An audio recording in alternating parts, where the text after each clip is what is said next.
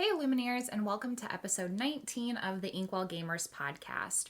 We are now halfway through our set review of Chapter 2, Rise of the Floodborn cards, continuing today with Ruby. And so Dalton, I know that this is your favorite color. How was it for you to be able to really look at these cards?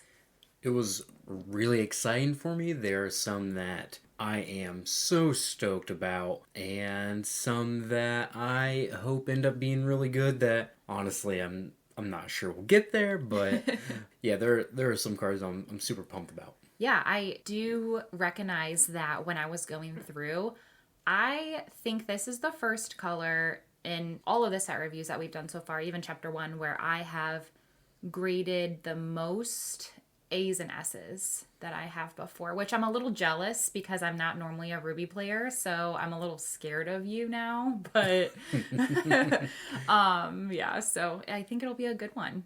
Awesome. I'm really excited to hear your views on these. So before we jump in, for those who might just now be tuning into our podcast, do you mind going through our grading with them really quick? Yep. So the first grade we have is S. It is the best cards in this color, so you couldn't imagine playing less than 4 of these, something like Rapunzel, Gifted with Healing from the first chapter.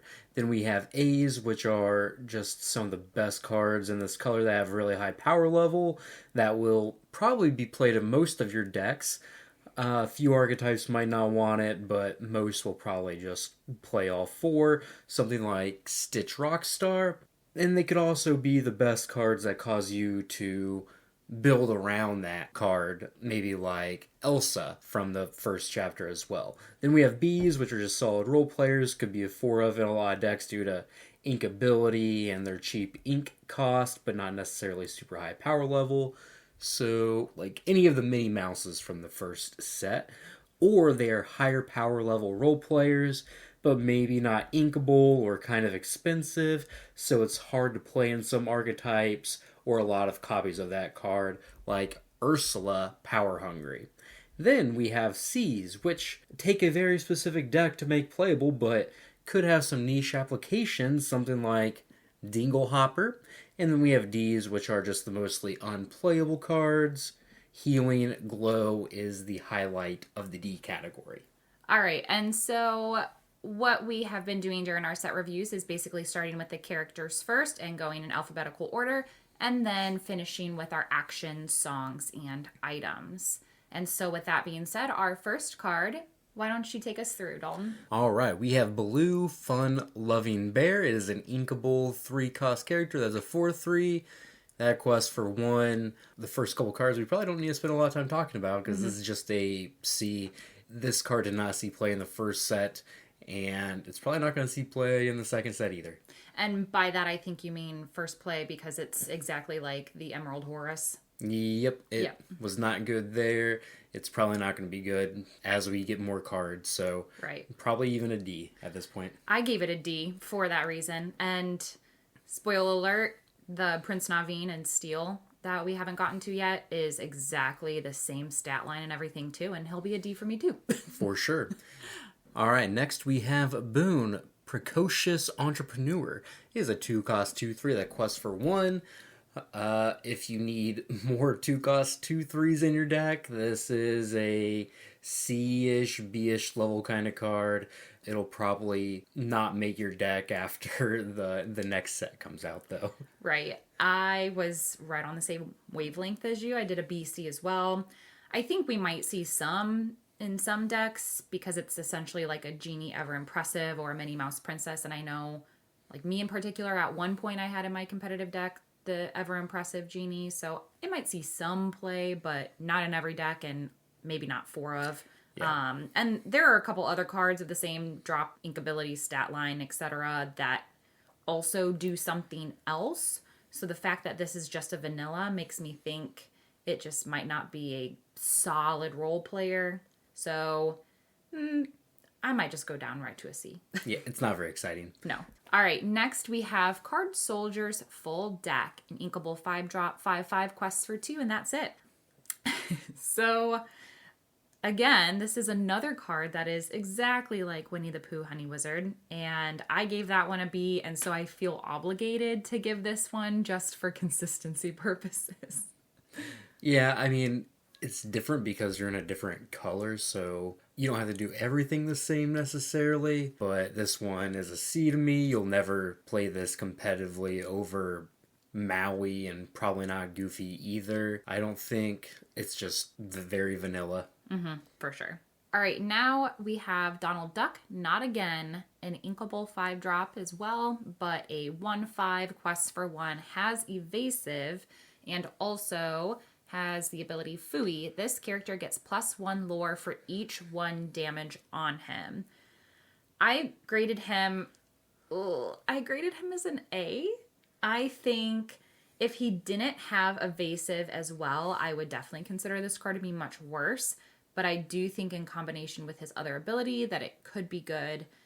And between the two sets, there are only 4 cards that have evasive and the strength of 5 that could wipe him out on his first quest. Not taking into consideration, obviously, the cards that would do like removal on him. But you'd be able to get a couple quests out of him. And even steel decks that deal a certain amount of damage would be less inclined to want to inflict unless they have good removal options too, because obviously when they put a couple damage on him, then he gets even better. So I don't know. I gave him an A. I don't want to be, but I'm going to be a downer on him. Okay. I'm going to give him a C. And the reason being is that I think Goofy is just a way more consistent card. It has better stats. It can actually challenge opposing characters and get them off the board.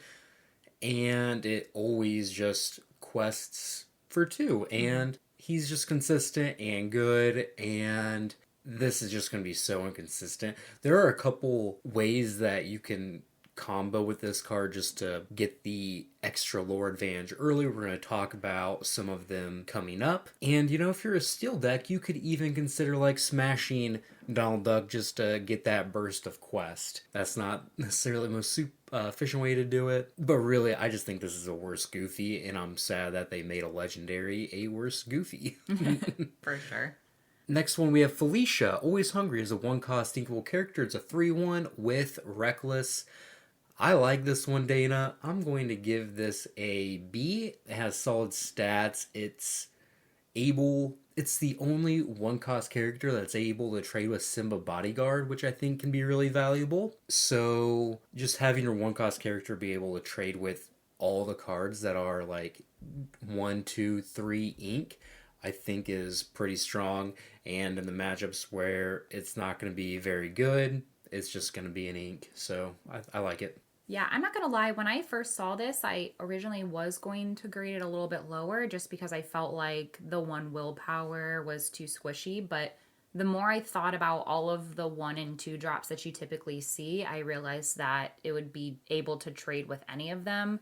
You have your 1/3s and your 1/1s and your 2/2s, and it literally can take care of any of them. So with that being said, after considering it again, I will agree with you and bump her up to a B. Yeah, the thing about it is that it is always going to get banished, but just think of it as another, like, fire the cannons that's inkable. That's how I like to envision it, right? It's just going to banish your opponent's 1-cost or 2-cost character, but it's also inkable when it's not good. Yeah, for sure. All right, next we have Fidget, Radigan's Henchman. Why don't you walk us through that one? Fidget, Radigan Henchman's a 3-cost inkable 3/2 that quests for 1 and is evasive. I'm going to give this one a C. There's another 3-cost evasive that we'll talk about in a little bit that I just think is substantially better. So, yeah, this card just doesn't excite me. Like, you don't... It's Peter Pan from the first set. It's in that soul some play, but I think it's power crept out. See, that's exactly what I put in my notes. I put Ruby version of Emerald's Peter Pan Never Landing, and that saw some play last set. However, because of that, I gave it a B. All right, next we have Honest John. Not that honest. Dana, tell us about Honest John. Honest John is an uninkable 3-drop, 2/3 quests for 1, and has the ability Easy Street. Whenever you play a Floodborn character, each opponent loses 1 lore. I gave this one, I couldn't decide between a B or a C. I think it might be one of those characters that you put on the board and then don't do anything with just so you can keep using their ability. But obviously, you would have to be making sure that you're building your deck around a good amount of strong Floodborns to make this card worth it. So that's why I think it might be more towards a C, just because it might be a little too narrow. Yeah, like the cards we talked about from Emerald that you were kind of alluding to, that they just kind of sit there and do their thing. Bucky and Prince John, those have more powerful abilities than just making your opponents lose one or two lore over the course of the game. So I don't like this one at all. I'm going to give it a D.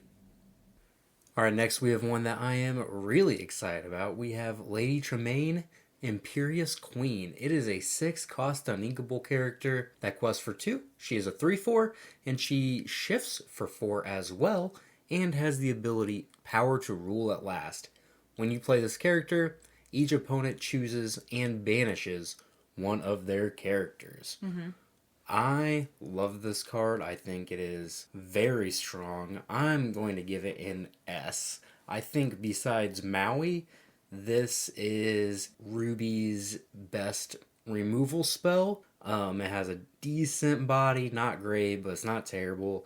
It can clock the control decks because it quests for 2, and it just slows down the aggro decks by a lot. I think there's a lot to like about this one.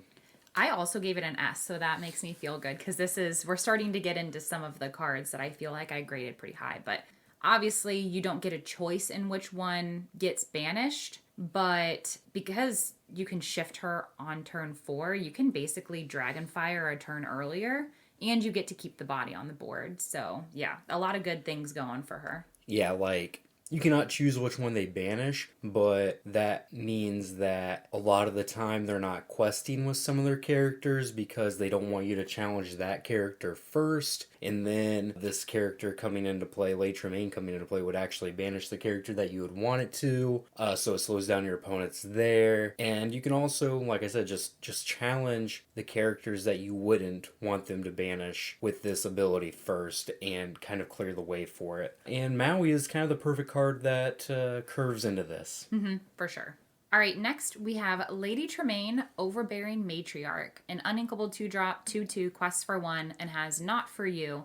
When you play this character, each opponent with more lore than you loses 1 lore. I graded this at an A. I think, for obvious reasons, you'd play her so you can shift into the Lady Tremaine we just talked about. But I think it's also good against the aggro decks because those do tend to get away with questing pretty quickly. So if you're playing against an Emerald deck, chances are they probably would have more lore than you. So yeah, I don't know. I like it. I gave this one a D. Oh.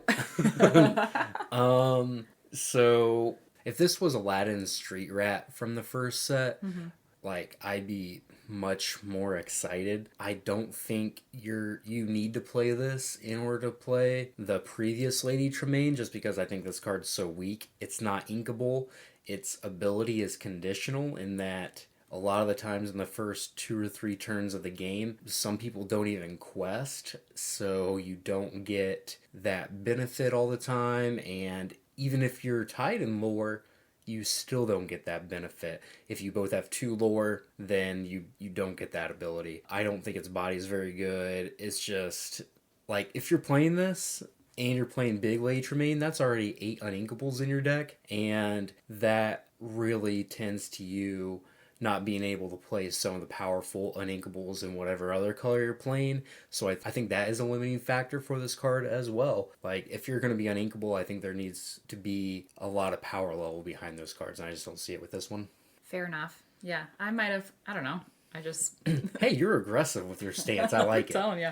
Well, spoiler alert, my next one is pretty high too, so why don't you walk it through us? Alright, we have Lumiere, Hot-Headed Candelabra. This is a 7-cost inkable character. That's a 7/7 quest for 2.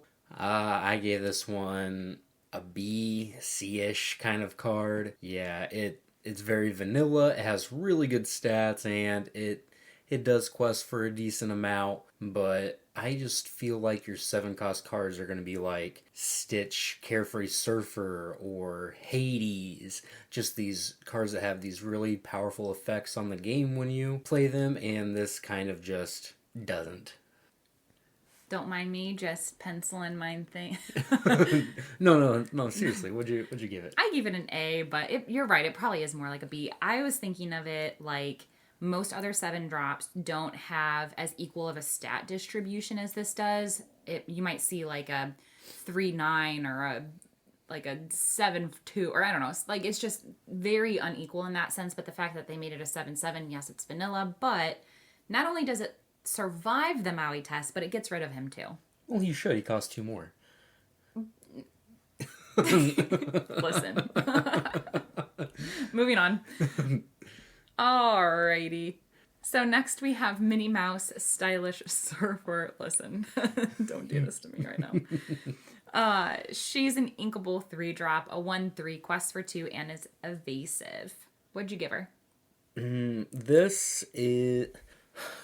Besides Lay Tremaine, I think that this could be the best Ruby card in the set. So I'm going to give it an S. There aren't really any other evasive characters that cost 3 that quest for 2, so that's really powerful. It survives a lot of removal from the steel decks, such as Grab Your Swords and Fire the Cannons, even the new song that does 2 damage and lets you draw a card. So it's a really good threat. It's good at singing songs. You can't really interact with it well very early in the game. I think it's spectacular. For all the reasons you described, I gave her an A. I just could see her being a really good role player, so. Yep, absolutely good card. Alright, next we have Minnie Mouse Wide-Eyed Diver. A 4-cost inkable 2/3 that shifts for 2 and has evasive and has Undersea Adventure. When you play a second action in a turn, this character gets +2 lore this turn. What do you think? I gave her an A as well. I feel like I'm just like, you get an You A. get an A, you get an I'm A. playing That's Oprah okay. over here. So I feel like although you might not see multiple actions played every turn very often, having a 2/3 evasive on turn 2, if you shift, can be really hard to stop until turn 4, because come turn 4, then you get a lot of like 3+ strength characters that start to come in. And you like, obviously you do have a couple that could come in earlier. I think there's the Sapphire Corella, Fidget, and Peter Pan Everlanding, but you might not have a very high probability of seeing those anyway. So that could really leave this card not being threatened very much. Yeah, I'm gonna give this one a C. Oh. I can definitely see where it would be good. There could be some Emerald Ruby action deck with like Pete that could be good, but I just don't know if this card is really good enough by itself. There aren't any actions in Ruby that draw cards, so it's hard to play this if you're not playing Emerald or Sapphire, so that's kind of limiting. Emerald or Sapphire don't have cheap minis. But what about the fact that you could basically get hurt on turn 2 if you shift? So I think you have to be careful about shift characters on turn 2 unless they're really strong, because you're kind of going down a card because you played a card and then you shifted onto it, so your 2 cards kind of became just that one shift character, right? So you're not really advancing your board a whole lot, and yeah, you're kind of getting that little bit of card disadvantage. Now, I think if there are any 4-cost songs that end up being really powerful in Ruby, this will probably start to see a lot of play. But we just don't have those yet. But that's something that I would look out for in the future, is just if there's a 4-cost song that this can sing, its value is going to go up a lot. All right, next we have Minnie Mouse Zipping Around. I like the art on this one. It's cute. 2-cost, inkable, 3/2, quest for 1. It's a solid B. I gave it a low B. I view this card like I'd view the Emerald Cheshire Always Grinning. However, unlike that card where you'd use that one to shift to the bigger Cheshire, You don't really need this one to shift because you have Minnie Mouse Always Classy. That's a 1-drop anyway. But I still think it has okay stats, so you might want it still as a filler. But its value isn't as important as the Cheshire Always Grinning. So I don't know, like low B, but still B. Yep. If you want a 3-2, 4-2, you can play this. If the other color you're pairing it with doesn't have one, I guess. Like, it's just whatever, you know? Yeah. All right, next we have Mother Gothel, Withered and Wicked. An inkable 2-drop, 3/4, quests for 1, and has the ability, What Have You Done? This character enters play with 3 damage. What did you give this one? I gave this one a B because if you're playing a Ruby Amber deck, this pairs just absurdly well with Rapunzel, which honestly that card didn't need any help anyway, but just playing this on turn 2, waiting a turn, Rapunzeling on turn 3, drawing 3 cards, and then you have this overcosted character that's ready to challenge is just an absurd line to take. So I think it will be good in that deck. I am not sure it will really be playable in any other deck unless we have a really powerful Shift Mother Gothel, but then that one would also probably have 3 damage on it when it came in because of this when it comes into play, so that probably wouldn't even be that good either. Yeah, the damage stays for sure, so I gave it a C because I feel like you said, I mean, you could pair it with an Amber deck, but other than that, it's pretty much unplayable, so you're pretty restricted.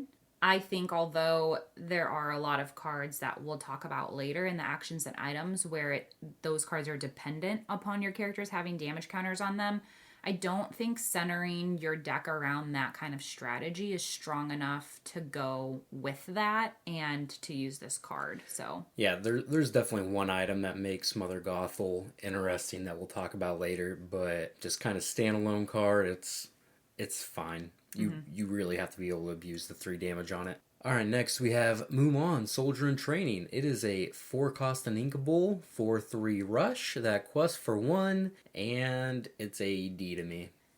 I struggled with this one. I gave it a BC, but honestly, I'm kind of like a little angry about it because it has the potential to be good, but there's just one small thing that's off about it. So basically, it's almost like a Rafiki, but I'm confused why they wouldn't match her willpower to the strength like they do with Rafiki. Like, Rafiki's also uninkable and is a 3-drop, 3/3. So if you're making this an uninkable 4-drop, why wouldn't you make it a 4/4? So I think that just really irritated me. I think they kind of missed the ball on that one. But yeah. Yeah, if they made it inkable, it would probably be good. I mean, wait, Rafiki's uninkable and he is really good. Yeah, but he costs 3 is what I'm saying. Like this one costs 4, so having the 4/3 stat line, it would need to be inkable, I think, for it to be good. If they made it a 4/4 inkable, it would probably be really good. Yeah, but what if they kept it as an uninkable but did make it a 4/4? What would you have graded that?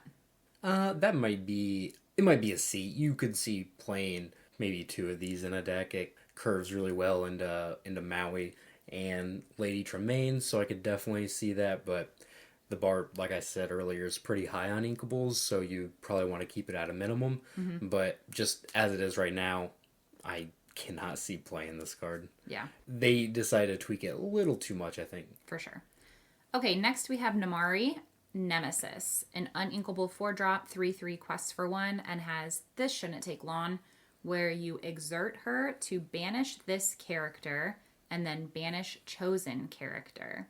I gave this one a B. I don't think it's too bad based on her versatility, because if you play her on turn 4, by turn 5, she's basically just another Dragonfire after she dries, of course, but also you can choose to just challenge and quest, and so if your opponents don't have anything on the board that's super threatening, you could maybe get a quest out of her or challenge something smaller that she doesn't die to first, and then turn 6, maybe use her to banish something that they might have played on their turn. So I think she has pretty good versatility. Yeah, I gave her a C also, because I just compared her to Mulan, and there are some scenarios where Mulan's going to be better if your opponent has an exerted character that you need to get rid of. Just for clarification, which Mulan? Mulan Soldier in Training, the one we Okay, the just one that we talked dropped. about. Okay, I Yeah. just wanted to make sure because we got another one. Yeah. So. Yeah, the Mulan that we just talked about. There will be a lot of scenarios where this is just a worse card than that. There will be scenarios where this is better than that Mulan as well, but because I think it's slower in that you have to wait a turn for its ability to take effect, I I can definitely see it just being worse than Mulan. And So why would you think that Mulan would be better than this one? Because they have because they have Rush with 4 strength. yeah, mainly Because I'm thinking, sorry, yeah, I no, was you're fine, already you're I was fine. already arguing with you before you made your argument. No, you're fine. Mainly because it has rush. Like you can play it, then it has that immediate impact on the board. So if your opponent has some 4 willpower character, that Mulan can banish it instantly before it has a chance to quest more or maybe challenge another character of yours, whatever. But Namari just sits in play for a turn, so in order to banish that same character you might want to banish, your opponent has the ability to quest with it an extra time or challenge with it an extra time. And that just makes it a lot slower, in my opinion. Now, its ability is more powerful because it can banish something like a Carefree Surfer. Yeah, like something that wouldn't die to Mulan, and it doesn't even have to be exerted for it to go away. So that was my argument that I was gonna make. Is that you could deal with characters that are bigger than what Mulan would have taken care of. Plus, they don't even have to be exerted. So, Yeah, I think mic drop. Moving on, let's go. I'm just kidding. Go like ahead. if I think I wanted to play this card, I just play Dragonfire instead. Because it kind of just banishes. I know, but you have the versatility. All right. Moving on. That's just my opinion. Moving on. All right, we got Queen of Hearts, Impulsive Ruler, a 2-cost 2/2 rush. That quest for 1. What do you think? I gave her an A. I think this card has a reasonable stat line with Rush, so that makes it worth her cost because she's just a 2-drop, so it's pretty nice. Plus, she's obviously inkable and would give you the ability to play the next Queen of Hearts on turn 3, which is a great board setup. And so, A for me. Yeah, I'll give it a B. This can do a lot of work against some aggressive decks, challenging their Lilo, making a wishes and whatnot, but I don't think it's like necessarily the most powerful card. So yeah, I'll just give it a B. Solid. Nothing special though. Alrighty. Next we have Queen of Hearts, Sensing Weakness. An inkable 5-drop 4/3, quests for 1, shifts for 2, and has Let the Games Begin. Whenever one of your characters challenges another character, you may draw a card. I gave this one an S. I think it's just incredibly strong because it's not just limited to when she challenges, but when one of your characters in general does. So it doesn't even obviously have to be her. So if you have 3 or 4 characters on the board and you challenge with all of them, you get to draw that many cards in a turn. Like, that's just insanely good to me. Yeah, I'm going to give it an A. I don't think you'll play in every Ruby deck, but I do think there are some that this will be really strong in.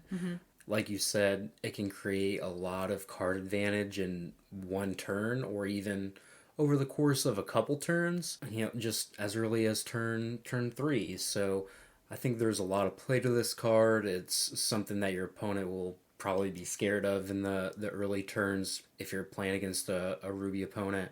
So yeah, I can definitely see the upside for this.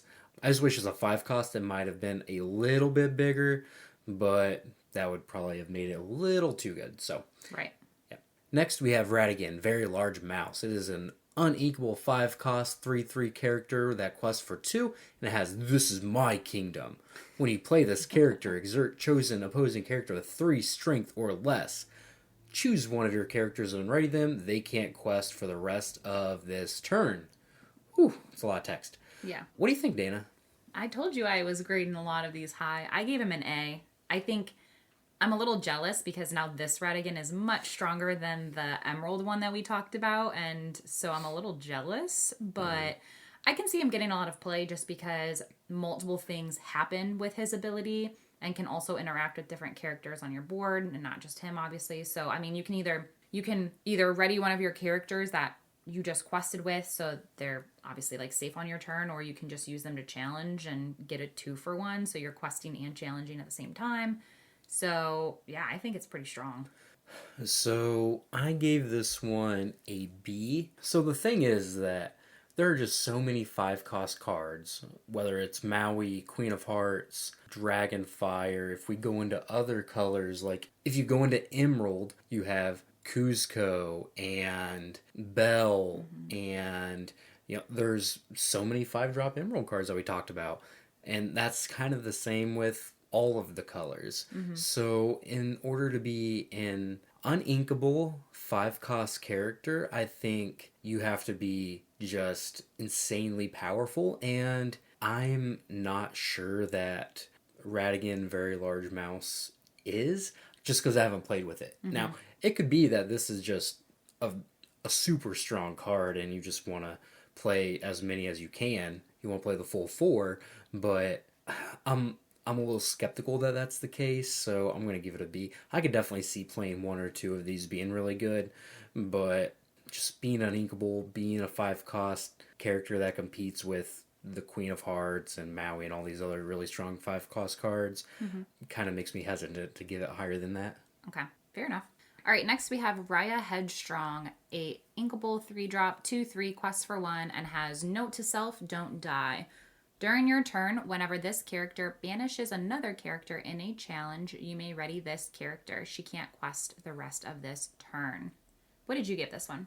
I gave this one a D. I don't think it has good stats. There's just so many better 3 cost characters that you can play, and the ability really isn't that strong because her stat line isn't good enough that where she's going to banish a lot of characters, and if she does, she's not surviving a lot either. So I just don't really like her. I at least gave her a C. I can see it maybe getting put like 2 of in a deck. I don't know, just for the fact that she can challenge a good range of lower cost characters without dying. Like, obviously, for the most part, you would see 2/2s or 1/1s or something at that point, and there are obviously some that she would die to or wouldn't be able to kill, like the 1/3s, but I don't know. Turn 4, you can challenge, then ready her, and then shift the bigger Raya onto her, and then challenge again with an even bigger body since she was readied from this one's ability. So that's why I don't see her completely unplayable with a D like you do. But and then you might even be able to get to do the shift Raya's ability too that turn, depending on what you challenged during that part of your turn. So I don't know. I could see it getting some play because of that. I think Shift Raya, the next card we're going to talk about, has to be really, really good in order for this Raya to see play.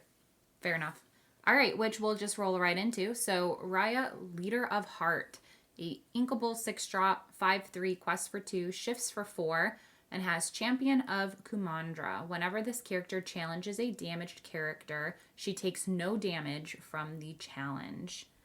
I gave this one a B. I don't think she's obviously like one of the best cards in Ruby, but I think she's just a good, solid little role player. I shouldn't say little because she's a 6-drop, obviously, but I don't necessarily think you'd build your deck around her that she's the best card of the color. So her ability might be circumstantial in some situations, but I still think being able to damage something and take no damage in return is pretty strong. I think I'm going to give her a C.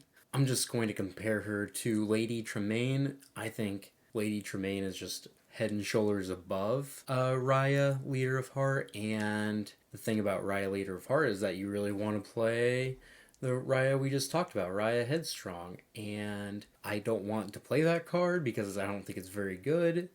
So I don't want to play these bad cards just to make my really good cards slightly better. I just don't like this card very much, to be honest. That's okay. if you have Floodborn synergies, then maybe, but that's it. Or Princess synergies.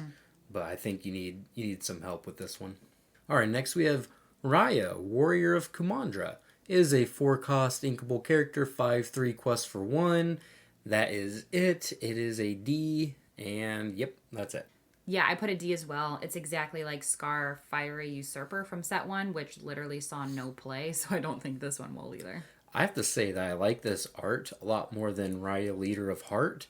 I wish they could have switched the two, made like... No, I could see it. I could see the switch, for sure. Yeah, make this super rare Raya look a little more epic or something. I don't know. Yeah, it's beautiful. I mean, Yeah. it's a shame because I feel like, not all the time, but some of the coolest artwork has been given, they've been, To lackluster characters. yeah, they kind Yeah. of did them dirty. Yeah. Like, same thing with, like, the Who? Pooh, yeah. Yeah. Oh, still so salty about that one. Yeah. All right, moving on. Take us through the next one. Scar, Vicious Cheater, 7 cost uninkable, 6/5 rush, quest for 2, and it has Daddy Isn't Here to Save You. During your turn, whenever this character banishes another character in a challenge, you may ready this character. He can't quest for the rest of this turn. What do you think? I gave him an S. I think although he's uninkable, it's just a really strong card, especially with the rush. I mean, you have the potential to use him as a 2-for-1 in some cases. I looked it up, and he currently has the ability to get rid of almost all current bodyguards but one. And he still doesn't even die to that one or any of the others. So the fact that he could just get a bodyguard out of the way, like 99.9% of the time, and then get rid of maybe something else that you want to do too. Whatever the bodyguard was bodyguarding. Right. So you could literally just, and his strength is pretty high too, so you could get rid of most things that you'd want to get rid of on the board. So S for me. I'm going to give it an A just because he is the same cost as Be Prepared. I think they're both really good. So I just don't know if you can play 8 of these 7 cost uninkable cards, right? That's fair enough. But there are definitely going to be times where this is just better than Be Prepared because you challenge your opponents 3/3, then you challenge your opponents like 1/3 or something, and then you have this card that's just left behind that you can take advantage of the damage synergies, or you can quest with it the next turn, or you just challenge, he unexerts, next turn you heal it, he challenges again, then challenges something else. There's definitely a lot to like about this Scar. I did not think it was going to be like incredible when I first looked at it, but I think there's a lot going on here than just being a 7 cost rush character. Yeah, I think he's really good. Yeah. I mean, I do recognize that there is a difference between the two, but it's kind of giving me the same vibes as the Beast Relentless that we had talked about, because you can keep readying it when you put damage on a character. Obviously, this one is different because it has to banish, but it has rush and bigger stats, so chances of it banishing are pretty high anyway. But it gives me the same kind of vibes, and we graded that one really high too, and so definitely can see the value in both of them, especially this one. All right, next we have a fun one. We have Shere Khan, Menacing Predator. 3 cost inkable character, 3/3 that quests for 1. It has Don't Insult My Intelligence. Whenever one of your character challenges another character, gain 1 lore. Mm-hmm. I gave this one an A. I gave it an S. Yeah. So we're right there in agreement that it is a good card. It is a good card. I don't think this is going to go in every Ruby deck. I don't think it's going to be ubiquitous like that. But there are definitely going to be some Ruby decks that are just focused on keeping your opponent's board clear with the Queen of Hearts. Mm-hmm. And like when you get 2 of these in play and you challenge something, like the lore really starts adding up really fast and it almost becomes insurmountable. I think it has a really high power level. Right. And similar to what we talked about with, I mean, the fact that it's an inkable 3-drop just makes it really easy to just, you can't argue against just putting that in.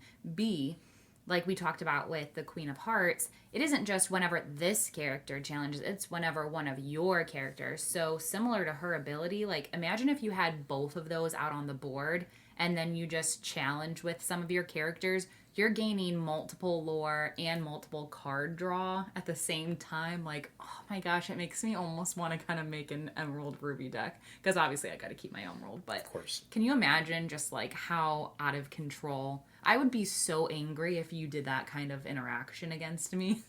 Oh, it's going to happen. I would be so angry. But, oh man, it's just really good.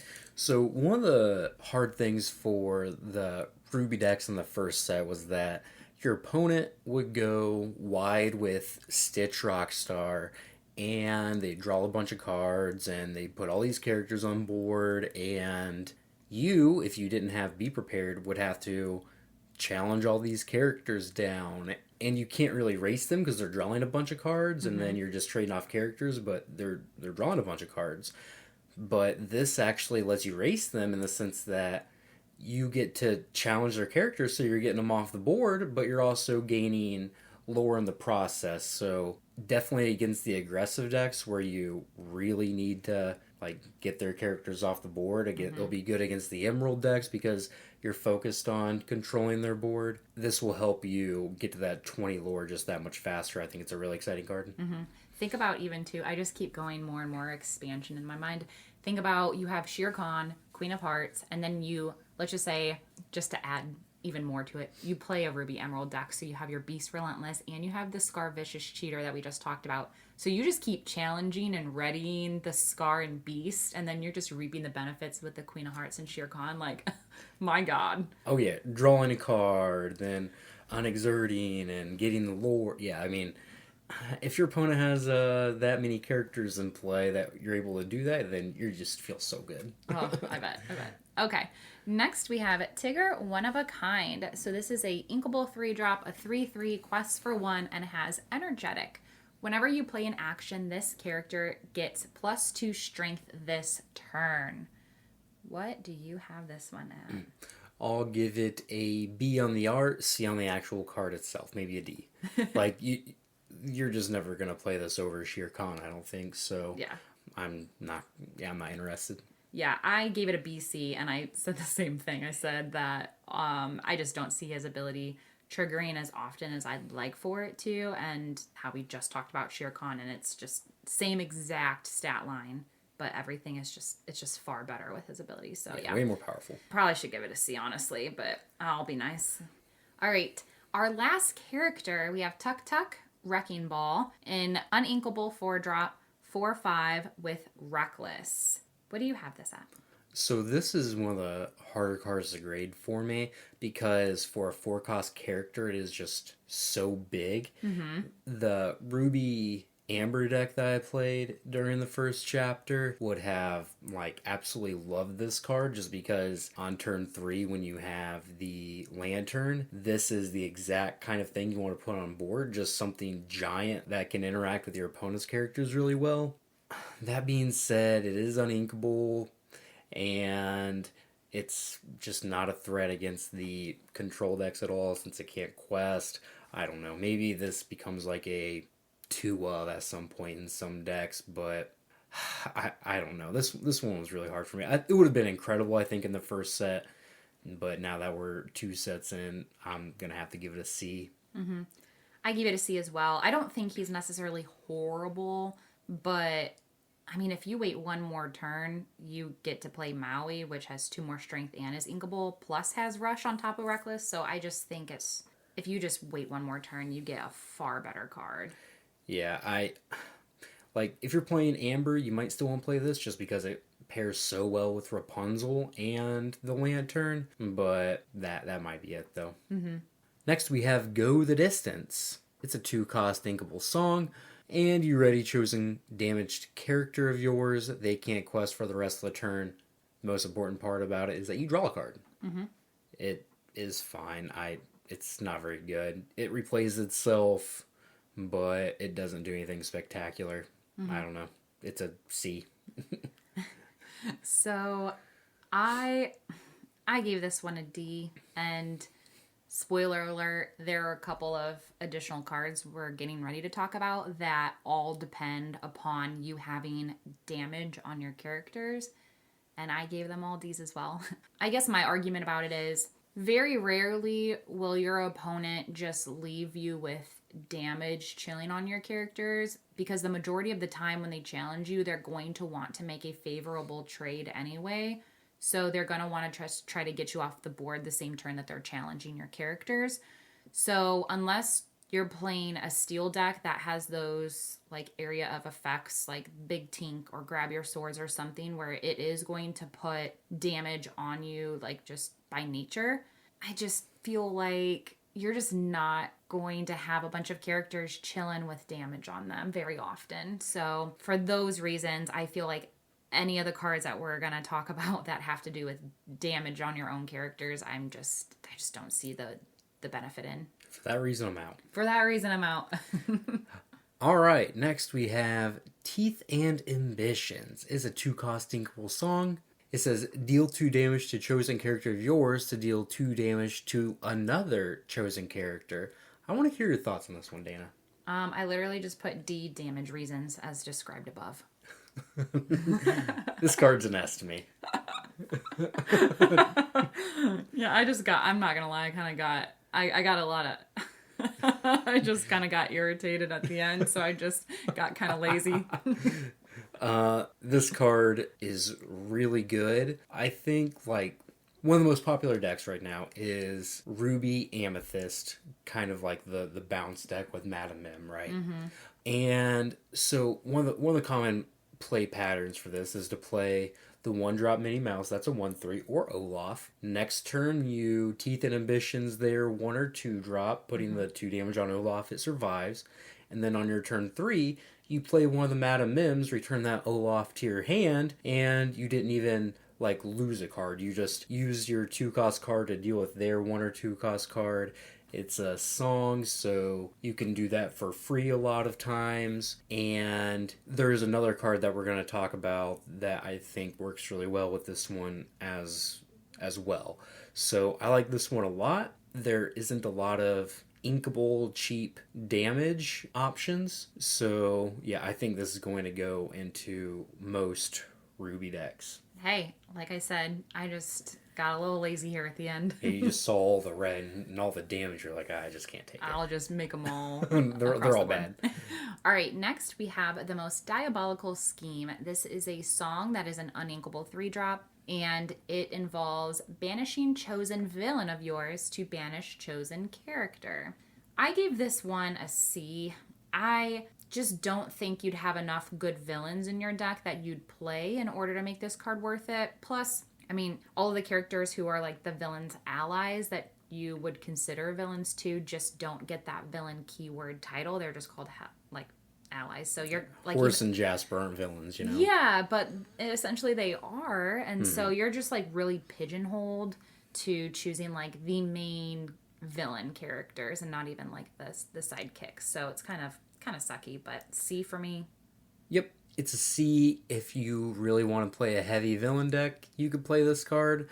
But the big issue with it is that you're getting card disadvantage and that you're using 2 of your cards, your villain, and this card to banish one of your opponent's characters. And it has to be just insanely good in order for that to be worth it. But it's not flexible. It's very narrow, very situational. So you could play 1 or 2 if you're a heavy villain deck. But other than that, get out of here. Out of here. What did you call me?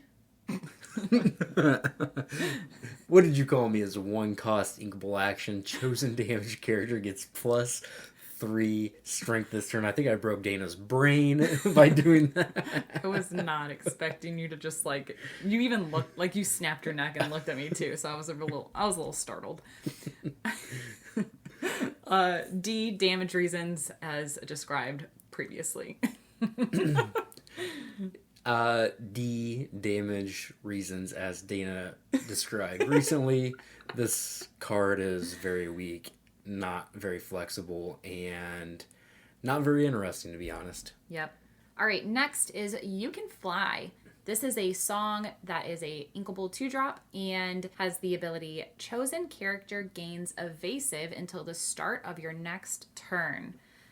I gave it an A. It's cheap. It's inkable, it's a song, and the evasiveness lasts until the start of your next turn, which is super helpful because I feel like some cards that have texts like that where your characters get something, they also add on that it is only during your turn. So I like the fact that it lasts on your opponent's turn as well. So, yeah. I give this card a F. Oh, That's crap. not even on our grade scale, but... Don't, Aaron. Yeah, it's a D to me. I don't like this card very much at all. Like, you can give your character evasive to challenge their evasive character, but I don't know if that's really worth a card to do a lot of the time because Ruby has its own evasive characters pretty often. It also has. Dang it, you're right. It also has dragon fires and be prepareds and teeth and ambitions. So, like, if this card drew a card, I'd be a little more interested in it. Now, the one thing I do like about this is that you can give, I don't know, some random character like Scar, let's say. Maybe that's not the character you want to give evasive to, but you can give Scar evasive so you can quest with it, then they can't challenge it, so then you are guaranteed some extra lore, I guess, but it's just kind of narrow and I don't like it at all. Listen, I had a streak of like one, two, three, four, like 5 cards in a row I gave a CD to, so I just felt really bad. You also just love evasive. I love evasive. Yeah, you do. That is true. Evasive is a good ability. It is a good ability, but like if this said draw a card, I'd be really into it. But as it is not. Yeah. All right, next we have Dinner Bell. This is an item that is an uninkable 4-drop, and its text includes where you exert this card, pay 2 ink, and draw cards equal to the damage on chosen character of yours, then banish them. D. D. Yeah, I figured you were gonna say D because damage reasons above. I'll elaborate a little bit further. At least for this one, you have to have the right character out with the right amount of damage on them to where they haven't even died yet. So obviously, like, it can't even be like a small little guy. Then you also have to pay 2 ink on that card that you already paid 4 ink on, and it's uninkable. And then you have to banish that character all for a little card draw. I just feel like there's very little reward out of it, so it sucks. So, F for this one. Darn it. If I gave F to You Can Fly, you can give F to Dinner Bell. I'm going to give this one a B. The reason being is that you do have some pretty large characters in Ruby, such as Maui and even Tuk Tuk. Scar is a pretty good combo with this card that you can kind of control the damage on your characters a little bit better in the sense that you challenge them, and then your character is often going to survive, but you also get to pick when that happens. And the really powerful thing about this is that it is the only Ruby card that gives you the ability to draw like 4 cards at once. I know the Queen of Hearts can in some situations, but this can in some situations as well, that I think if you're going to play a control deck with Maui and Scar, this can help you find the Be Prepareds a lot better. So I don't think it's like a 4 of in every deck. I do think it does have powerful applications, but you are right, it is definitely a slow card, but it's also like the only Ruby card where you can just like draw 4 cards. So I kind of like it, but yeah, it's like a 2 of. For sure. Next, we have Peter Pan's Dagger. It is a 2-cost uninkable item, and it says your characters with evasive get +1 strength. Talk about a D. Oh, I gave it a BC. I think so. Look, Ruby is one of the colors that actually has a decent amount of good evasive characters in it, and especially when paired with another strong evasive color.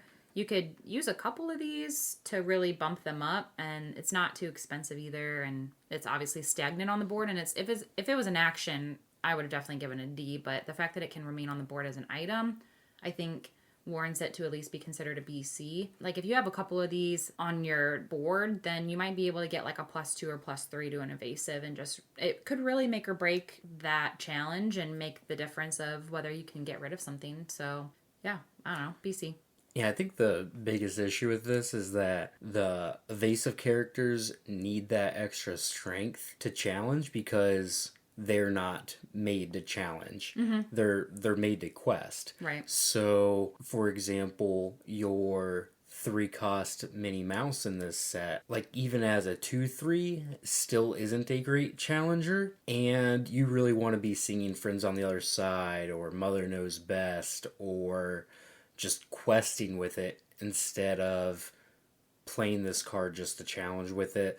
I don't like it because, like, when I have 3 evasive characters in play, I just want to be questing for the win with them.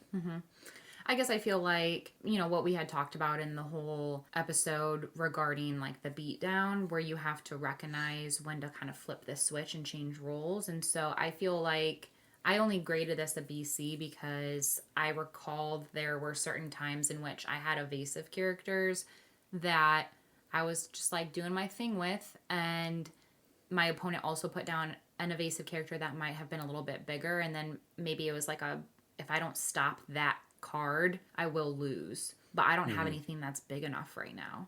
So that's where I saw the value in that. Yeah, I mean, I can definitely see what you're saying.